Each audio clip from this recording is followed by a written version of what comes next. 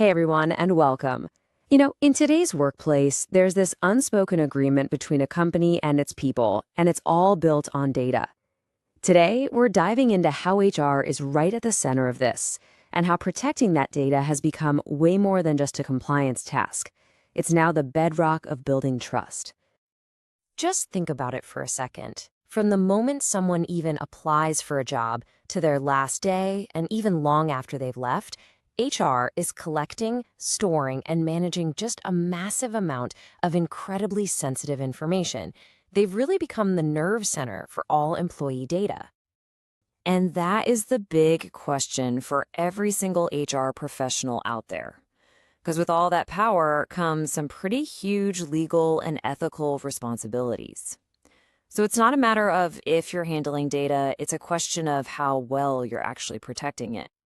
Okay, so let's dig into section 1 and really unpack what makes HR this new data powerhouse, and more importantly, what's truly at stake. The consequences here are no joke. We're talking about serious financial penalties under laws like Europe's GDPR or India's DPDPA. But honestly, beyond the fines, a single mistake can just snowball into a full-blown crisis of trust. And that doesn't just damage the company's reputation. It can damage its relationship with every single person on the payroll. So what are we even talking about when we say employee data? Well, the definition is incredibly broad. It goes way beyond the obvious stuff like a name or an address. We're talking about any piece of information that can be linked back to a specific person. And that can even include something as subtle as their computer usage patterns. And this table really shows you the sheer variety of data HR is juggling. Of course, you've got your standard identification and employment records, but then you get into some really sensitive stuff like financial details and health information. And more, we're seeing surveillance data, things like CCTV footage or even keystroke logs. All of it all falls under HR's responsibility. Now, here's a really critical distinction you have to get. Information about someone's health or their biometrics, that's often classified as sensitive personal data, and privacy laws are crystal clear on this. That kind of data demands a much higher level of security, and you need a really strong reason for even collecting it in the first place. So, with all this risk swirling around, how do you actually manage it? Well, the good news is it's not about memorizing thousands of pages of legal text. It's really about understanding 5 core rules that are the foundation for pretty much every data privacy law on the planet. So here they are. It all starts with Rule 1.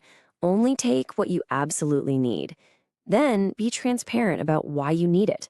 From there, it's about control. You got to get proper consent, and then you have to actively secure that data with things like encryption. And finally, and this is huge, you have to remember that data ultimately belongs to the employee. You have to respect their rights to see it and manage it. Let's drill down on transparency for a second. It's not enough to just say, hey, we collect your data. A real privacy notice has to clearly spell out what data you're collecting, the specific business reason why you need it, and, crucially, who might see it, whether that's other departments internally or maybe an outside payroll company. And respecting employee rights is just as important. People have the right to ask for a copy of their data.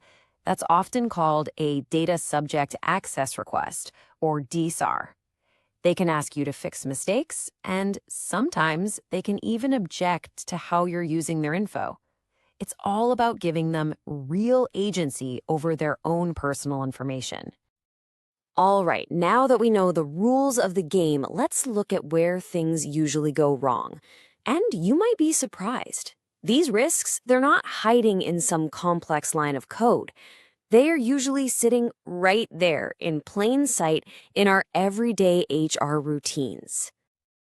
This is a perfect example. On the left, you see the common mistakes. An unlocked Excel sheet with everyone's salary on a shared drive. Yikes. But the best practice? A secure HR system where only certain people can see that info. Instead of just hoping someone remembers to revoke an ex-employee's access, you have a strict, immediate offboarding process. See the difference? It's a shift from accidental risk to intentional security. And let's be super clear here. That shared Excel file, that's not just a messy spreadsheet. It's a potential data breach waiting to happen. That forgotten system access, that's not just an oversight. It's a security hole. Every one of these everyday slip-ups is a direct privacy liability for your company. Okay, let's get practical. We've talked about the problem, we've gone over the principles. Now let's build a real actionable playbook your HR team can start using, like, tomorrow. To see how these principles look in the real world, let's take India's DPDPA as an example. Look at what the law demands. Inform employees up front. Sound familiar? That's transparency.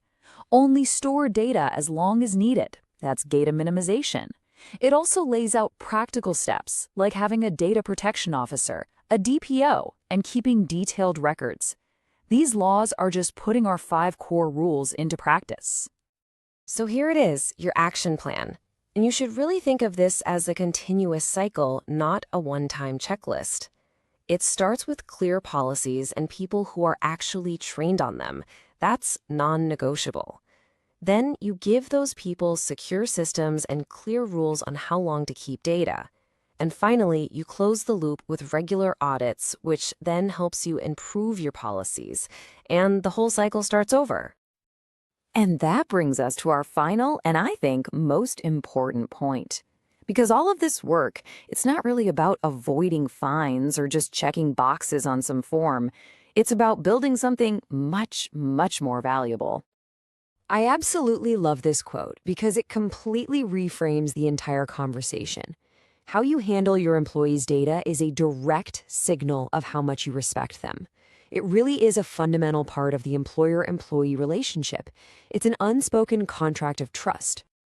You know, when employees see that you genuinely take their privacy seriously, it creates a culture of respect and psychological safety. It shows integrity. And yes, of course, it also dramatically lowers your legal risk. Good privacy is just good business, and it sets a powerful example for the whole company. So, I'll leave you with this one question to take back to your teams. I want you to really look at your processes, your systems, your policies. Are you just trying to stay out of trouble, or are you actively, intentionally working to earn and maintain the trust of your people? Because honestly, the answer to that question will define your culture.